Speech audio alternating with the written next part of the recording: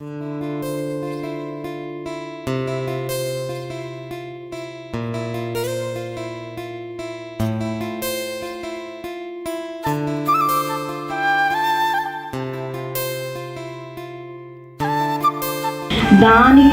Chilla పెంకులతో into ఆకారంలో పదునైన ఆ ఇంటు ఆకారంలో ఉన్న చిల్లా పెంకులను సెట్ చేసి ఆ ప్రతిదాన్ని ఇలా కొట్టినప్పుడు మాంసము బయటకి, మళ్ళీ కొట్టినప్పుడు మళ్ళీ అలాగా చిన్న చిన్న చిన్న చిన్న చిన్న చిన్న ముక్కలు, మాంసపు ముక్కలుగా బయటకు వచ్చేస్తున్నాను. ఒకసారి నేను అన్నాను కదా సిలువలోనికి, ఒకసారి ఊహించండి, ఒకసారి ఆలోచన చేయండి. ఎవరైనా యాక్సిడెంట్ అయి పడిపోయి రక్తం మన కళ్ళ చూస్తే మనకు వికారం వచ్చేస్తుంది, మనం భరించుకోలే, మనం చాలా పడిపోతాం. వారెవరి కోసమో దెబ్బలు తిన్నారు, కానీ మన ప్రభువు మన కొరకు ఆయన పొందిన దెబ్బల చేత ఏం కలుగుతుందండి? మనకు స్వస్థత కలిగించుట కొరకు ఆ చిల్లా పెంకులతో ఉన్న కొరడాతో, సాధారణంగా ఎవరైనా కొరడాతో 10 దెబ్బలు కొడితే మోర్చొచ్చి పడిపోతారంట, 25 దెబ్బలు తింటే చచ్చిపోతారంట. కానీ మన ప్రభువు 1 తక్కువ 40 దెబ్బలు మన కొరకు ఆ సూదులుగా ఉన్న ఆ కొరడ దానికి సెట్ చేసి కొడతా ఉన్నప్పుడు, నుజ్జుగా మాంసం అంతా బయటకు వస్తూ ఉన్నప్పుడు ఒకసారి ఊహించుకోండి దేవుని సంగమా, ఎంత భయంకరమైన శ్రమను మన కొరకు మన ప్రభువు పడ్డాడో.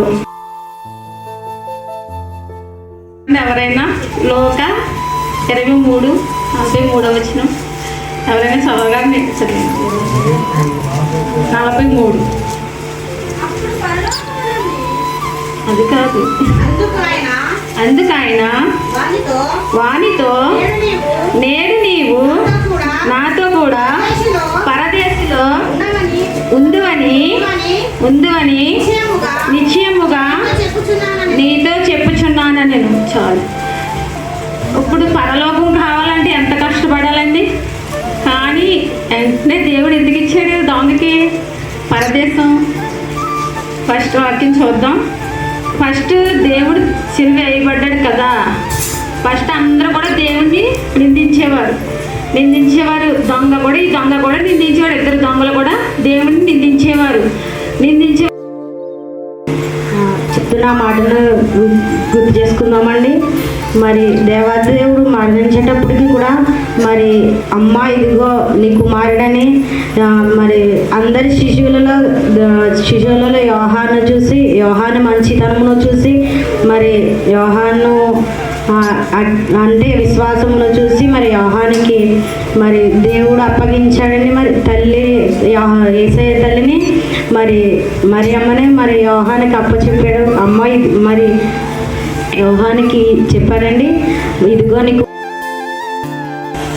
ఏలీ లామా సబక్తా, నా దేవా నన్నెందుకు చేయి విడిచితివి, నన్నెందుకు విడనాడితివి అనే మాట ధ్యానించుకుందామండి. ఈ మాట మత్తయి సువార్తలోను మార్కు సువార్తలోను 2 పర్యాయములు రాయబడి ఉంటుందండి. ఏలీ లామా సబక్తా అని ఒక దగ్గర, ఏలోయి లామా సబక్తా అని ఒక దగ్గర రాయబడి ఉంటుందండి. ఇది అరామిక్ పదం నుంచి మన తెలుగులోనికి ట్రాన్స్లేషన్ చేయడం జరిగింది. ఇలా ట్రాన్స్లేషన్ చేసిన వాక్యమే నా దేవా నన్నెందుకు చేయి విడిచితివి. అసలు దేవుడు మన యేసు ప్రభువు వారు తన తండ్రిని ఎందుకు అడిగాడండి? నా దేవా నా చెయ్యి ఎందుకు విడిచిపోయావు? చెయ్యి విడిచిపోయాడు అంటే దూరంగా ఉన్నాడని కదండి తండ్రి. కుమారుడు చెయ్యి విడటం సాధ్యమండి? ఈ లోకంలో ఉన్న తల్లిదండ్రులే తన పిల్లలను విడిచి ఒక 5 నిమిషాలు కూడా ఉండలేరే, అదే పరలోకంలో ఉన్న తండ్రి కుమారుడు చెయ్యి విడిచి ఉండటం సాధ్యమండి? సాధ్యం కాదు. కానీ ఇక్కడ కుమారుడు ఏమంటున్నాడంటే, నువ్వు నా చెయ్యి ఎందుకు విడిచావు అని అడుగుచున్నాడు. అలా ఎందుకు అనిపించిందండి కుమారుడికి? అలా ఎందుకు అనిపించాలి? ఎందుకంటే తను శిలువ శ్రమను అనుభవించే సమయంలో దేవుడు తన చేయి విడిస్తాడేమో అనే ఒక చిన్న భయము, ఆందోళన దేవుడికి అక్కడ కనిపిస్తుందండి. గెత్సెమనే స్థలంలోనికి వెళ్ళినప్పుడు, నీ చిత్తమైతే ఈ గిన్నె నా యొద్ద నుండి తొలగించుము, ఆయనను నా ఇష్ట ప్రకారము కాదు నీ చిత్తమే జరిగించు. పుట్టించిన దేవుడు ఎర్ర సముద్రాన్ని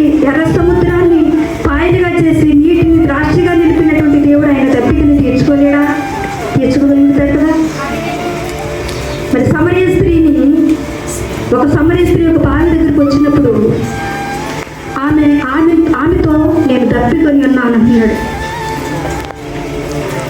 ఎందుకు అలా అంటున్నాడు? ఆమె పాపపు జీవితంలో ఉంది.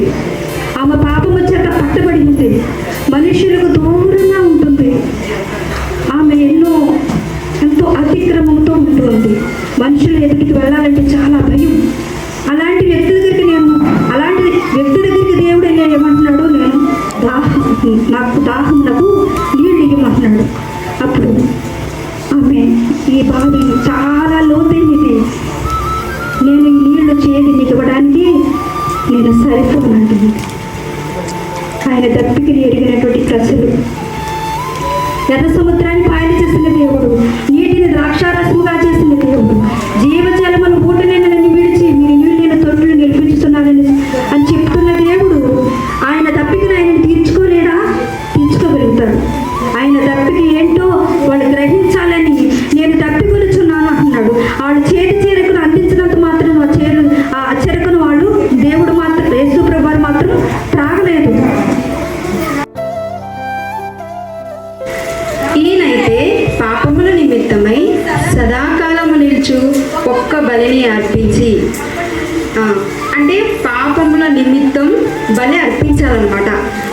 బలి జరగాలి. పాపముల నిమిత్తం ఏం జరగాలంట? బలి జరగాలి.